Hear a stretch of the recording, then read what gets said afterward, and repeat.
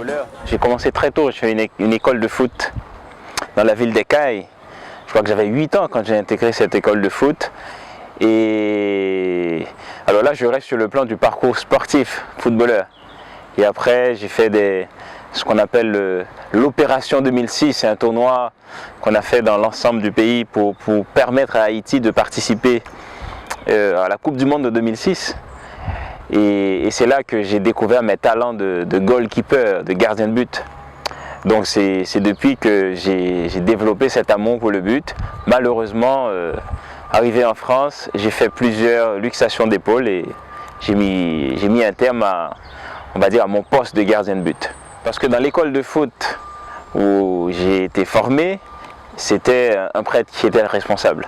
C'était un prêtre footballeur qui jouait dans la sélection nationale, qui arrivait à concilier les deux. Et il m'a beaucoup marqué à l'époque, je ne savais pas si j'allais devenir prêtre. Je suis vraiment entré au séminaire par amour de la philosophie. C'est-à-dire quand on devient prêtre, on te forme à la philosophie. Il y a une autre matière qu'on appelle théologie. J'ai tellement aimé la philosophie que je me suis dit, je vais voir ce que c'est. Et arrivé, j'ai découvert qu'il y avait une philosophie de l'homme. Et j'ai beaucoup aimé ça. Et c'est ça qui m'a donné envie d'aller voir. Et en allant voir, je suis resté, je suis devenu prêtre. Concilier le fait d'être prêtre et d'être un footballeur, on va dire, amateur entre guillemets, hein, où ça prend beaucoup de place et beaucoup de temps, c'est pas évident parce que le prêtre il a des horaires, des difficultés de s'entraîner en semaine, il a des réunions, mais je pense que à l'état actuel des choses, j'ai fait de mon mieux pour concilier les deux parce que c'est une question de temps. Au final, c'est pas la fonction de prêtre qui peut empêcher à quelqu'un de faire du foot ou d'être footballeur. C'est une question de timing. Est-ce que tu as le temps pour doser, tu vois, les deux. Pour l'instant, je ne suis pas en responsabilité de paroisse dans le sens où je suis un curé, où j'ai une responsabilité qui m'empêche de jouer. Pour l'instant, j'arrive à concilier les deux, d'autant plus que je suis un prêtre étudiant. C'est-à-dire un prêtre qui continue une formation un peu plus poussée. J'ai passé 4 ans, j'ai joué 4 ans ici. Je suis arrivé à Dirinon en 2012. Depuis, j'ai joué jusqu'à 2016.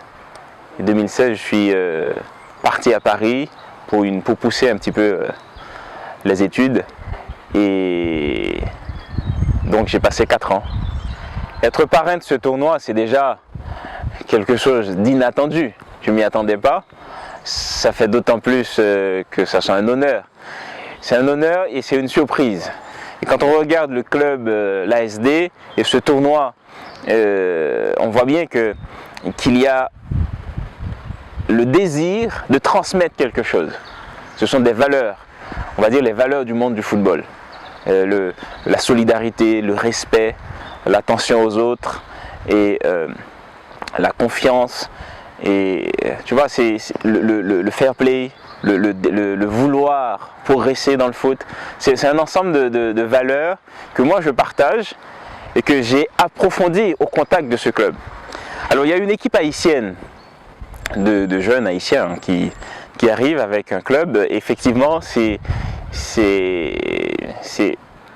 grâce ou avec la participation d'une association que j'ai fondée il y a 2 ans maintenant, qui s'appelle Regard d'Haïti. C'est une association assez spéciale, c'est une manière de parler d'Haïti autrement. Vous savez, aujourd'hui, dès qu'on dit Haïti, on voit directement les problèmes. Il y a beaucoup de problèmes, et d'ailleurs il y en a partout. Mais le but de l'asso, c'est de promouvoir ce qui est bon, ce qui est beau, en particulier la culture. Et une culture très belle, mais méconnue. Stevenson Montinard, parrain du tournoi et créateur de l'association Regard d'Haïti. Bravo, en avant Guingamp.